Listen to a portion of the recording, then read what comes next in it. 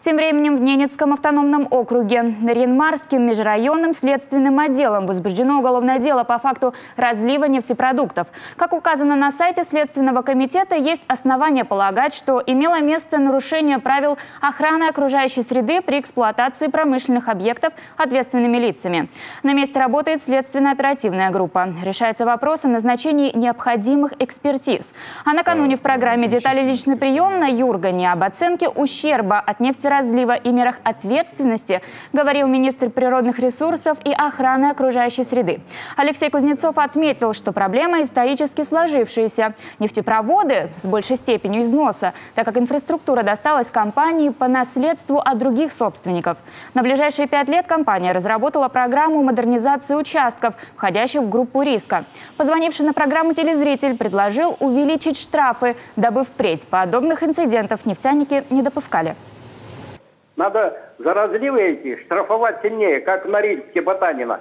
На миллиарды рублей тогда не будет. У нас все уже, все поля загадило. И ничего не принимается. Все вот, слабая магистраль, министр, все это ссылается тоже, как поглаживает их по голове. Спасибо за позицию. Да. Росприроднадзор будет заниматься этим с точки зрения федеральной службы.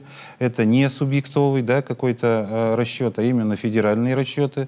И по принципу того, какой объем на сегодняшний день ущерба будет установлен, будет и сумма принесена.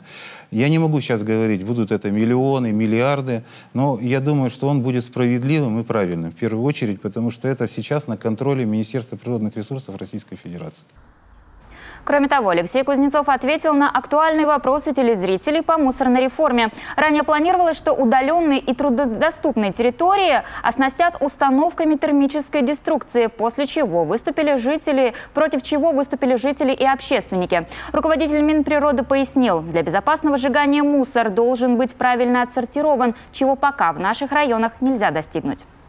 Для того, чтобы на территории Коми состоялась термодеструкция, да, или мусоросжигательный завод, мы должны понимать, что научились принципиально правильно сортировать мусор. Вот как только мы дойдем до принципиально правильной сортировки, мы можем рассматривать вопросы термодеструкции. Вот это позиция министерства, эта позиция поддержанная. Я думаю, и у населения Коми, да, есть желание у самих прийти вот к той сортировке, которая в дальнейшем приведет к какой-то термопереработке.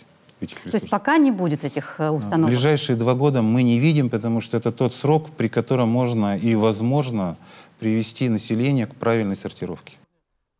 Еще одна новость, озвученная в эфире, по задолженности перед охотниками за добытых серых хищников.